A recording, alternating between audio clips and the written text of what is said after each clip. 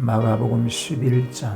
그들이 예루살렘에 가까이 와서 감람산 벳바게와 베다니에 이르렀을 때에 예수께서 제자 중 둘을 보내시며 이르시되 너희는 맞은편 마을로 가라. 그리로 들어가면 곧 아직 아무도 타보지 않은 나귀 새끼가 매여 있는 것을 보리니 풀어 끌고 오라. 만일 누가 너희에게 왜 이렇게 하느냐 묻거든 주가 쓰시겠다 하라. 그리하면 즉시 이리로 보내리라 하시니 제자들이 가서 본즉 나귀 새끼가 문 앞 거리에 매어 있는지라. 그것을 푸니 거기 서 있는 사람들 중 어떤 이들이 이르되 나귀 새끼를 풀어 무엇 하려느냐 하매 제자들이 예수께서 이르신 대로 말한데 이에 허락하는지라. 나귀 새끼를 예수께로 끌고 와서 자기들의 겉옷을 그 위에 얹어 놓음에 예수께서 타시니 많은 사람들은 자기들의 겉옷을 또 다른 이들은 들에서 벤 나무가지를 길에 펴며 앞에서 가고 뒤에서 따르는 자들이 소리 지르되 호산나 찬송하리로다. 주의 이름으로 오시는 이여 찬송하리로다. 오는 우리 조상 다윗의 나라여 가장 높은 곳에서 호산나 하더라. 예수께서 예루살렘에 이르러 성전에 들어가사 모든 것을 둘러보시고 때가 이미 저물매 12 제자를 데리시고 베다니에 나가시니라. 이튿날 그들이 베다니에서 나왔을 때에 예수께서 시장하신지라. 멀리서 잎사귀 있는 한 무화과 나무를 보시고 혹 그 나무에 무엇이 있을까 하여 가셨더니 가서 보신즉 잎사귀 외에 아무것도 없더라. 이는 무화과의 때가 아님이라. 예수께서 나무에게 말씀하여 이르시되 이제부터 영원토록 사람이 내게서 열매를 따먹지 못하리라 하시니 제자들이 이를 듣더라. 그들이 예루살렘에 들어가니라. 예수께서 성전에 들어가사 성전 안에서 매매하는 자들을 내쫓으시며 돈 바꾸는 자들의 상과 비둘기 파는 자들의 의자를 둘러 엎으시며 아무나 물건을 가지고 성전 안으로 지나다님을 허락하지 아니하시고 이에 가르쳐 이르시되 기록된 바 내 집은 만민이 기도하는 집이라 칭함을 받으리라고 하지 아니하였느냐. 너희는 강도의 소굴을 만들었도다 하시며 대제사장들과 서기관들이 듣고 예수를 어떻게 죽일까 하고 꾀하니 이는 무리가 다 그의 교훈을 놀랍게 여김으로 그를 두려워함일러라. 그리고 날이 저물매 그들이 성 밖으로 나가더라. 그들이 아침에 지나갈 때에 무화과 나무가 뿌리채 마른 것을 보고 베드로가 생각이 나서 여짜오되 랍비여 보소서 저주하신 무화과 나무가 말랐나이다. 예수께서 그들에게 대답하여 이르시되 하나님을 믿으라. 내가 진실로 너희에게 이르노니 누구든지 이 산더러 들리어 바다에 던져지라 하며 그 말하는 것이 이루어진 줄 믿고 마음에 의심하지 아니하면 그대로 되리라. 그러므로 내가 너희에게 말하노니 무엇이든지 기도하고 구하는 것은 받은 줄로 믿으라. 그리하면 너희에게 그대로 되리라. 서서 기도할 때 아무에게나 혐의가 있거든 용서하라. 그리하여야 하늘에 계신 너희 아버지께서도 너희 허물을 사하여 주시리라 하시니라. 그들이 다시 예루살렘에 들어가니라. 예수께서 성전에서 거니실 때에 대제사장들과 서기관들과 장로들이 나와 이르되 무슨 권위로 이런 일을 하느냐? 누가 이런 일을 할 권위를 주었느냐? 예수께서 이르시되 나도 한 말을 너희에게 물으리니 대답하라. 그리하면 나도 무슨 권위로 이런 일을 하는지 이르리라. 요한의 세례가 하늘로부터냐 사람으로부터냐? 내게 대답하라. 그들이 서로 의논하여 이르되 만일 하늘로부터라 하면 어찌하여 그를 믿지 아니하였느냐 할 것이니 그러면 사람으로부터라 할까 하였으나 모든 사람이 요한을 참 선지자로 여김으로 그들이 백성을 두려워하는지라. 이에 예수께 대답하여 이르되 우리가 알지 못하노라 하니 예수께서 이르시되 나도 무슨 권위로 이런 일을 하는지 너희에게 이르지 아니하리라 하시니라. 할렐루야. 주님의 은혜와 평화가 함께 하시기를 축복합니다. 영광의 예루살렘 입성의 얘기가 오늘 마가복음 11장에 소개가 됩니다. 마태복음은 21장에 소개가 되지요. 예수님께서 예루살렘으로 가신 일은 8번 소개가 됩니다.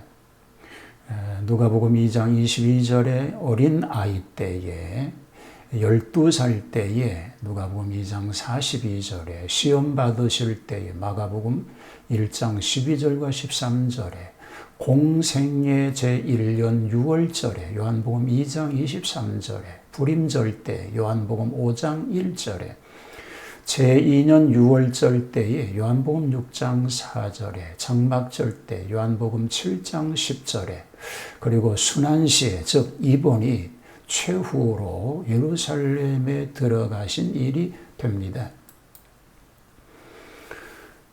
영광의 예루살렘 입성에 대한 얘기가 1절로 11절에 소개가 됩니다. 마태복음 21장에, 누가복음은 19장에, 요한복음은 12장에 소개가 되고 있습니다. 출발하신 곳은 감람산 벳바게와 베다니, 감람산은 예루살렘 동편 기드론 시내 건너편에 있는 산인데 해발 800m가 됩니다.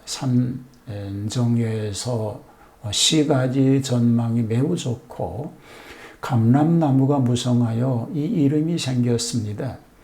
이 감람산 동편에 있는 동네가 베다니와 벳바게 두 동네인데 베다니는 나사로의 가정이 있는 곳이지요. 벳바게는 여기에만 나타나고 있는 작은 동네이기도 합니다. 여기 제자들이 나오지요. 베드로, 요한인 듯 한데 두 사람을 보내어서 나귀 새끼를 풀어오라고 합니다. 만일 누가 물으면 주가 쓰시겠다라고 하면 즉시 보내리라고 하여 끌고 오게 됩니다. 그리고 예수님이 그 나귀 새끼에 타시게 되지요. 많은 사람들이 호산나 찬송을 부르며 환영하는 종에 입성하여 성전을 둘러보시고 배단으로 일단 다시 돌아오시게 됩니다. 자, 12절에서 14절 그리고 20절로 25절은 무화과 나무를 저주하신 얘기가 소개가 됩니다. 마태복음 21장 18절로 22절의 말씀이지요. 순환주간에 행하시되 특히 파괴적 표적으로 유일한 일이 되기도 합니다.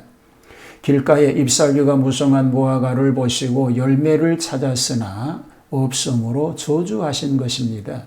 다음날 아침 저주받은 무화과 나무가 말라진 것을 보고 이상히 여기는 제자들에게 예수님께서 하신 말씀이 있습니다. 하나님을 믿어라. 내가 진실로 너희에게 이르노니 누구든지 이 산더러 들리어 바다에 던지우라 하여 그 말하는 것이 이루어질 줄 믿고 마음에 의심하지 아니하면 그대로 되리라고 하십니다. 그리고 24절에 무엇이든지 기도하고 구하는 것은 받은 줄로 믿으라. 그리하면 너희에게 그대로 되리라고 하십니다. 기도와 신앙심에 대한 교훈을 말씀하고 계신 것입니다. 그리고 성전을 숙청하신 얘기가 15절로 19절에 소개가 됩니다. 누가복음은 19장 45절로 48절에 요한복음 2장 13절로 22절에 소개되었던 말씀이기도 하지요. 자, 열매 없는 무화과 나무를 저주하시고 예루살렘 성전을 숙청하십니다. 소, 양, 비둘기 등 제물을 매매하는 것은 편리를 위하여 허용된 것이었습니다. 성전세 반세켈 바칠 돈을 바꾸어 주기도 하였습니다. 제사장들이 장사꾼들과 결탁을 하고 부정거래를 합니다. 부정합격 검사를 하게 합니다. 말할 수 없는 부패상이 노골화되었기 때문에 예수님의 영안에 만인의 기도하는 집이 강도의 굴혈로 만들어진다고 보였기 때문에 책망하신 것입니다. 심지어는 성전 안에서 아무나 기구를 가지고 다니게까지 하였는데 그것을 금지하신 것입니다. 그런 까닭에 대제사장들과 서기관들이 듣고 예수님을 어떻게 멸할까 꾀하게 되었다고 말하고 있습니다. 예수님의 권위 문제가 27절로 33절에 소개가 됩니다. 마태복음 21장 23절로 27절에, 그리고 누가복음에는 20장 1절로 8절에 소개가 됩니다.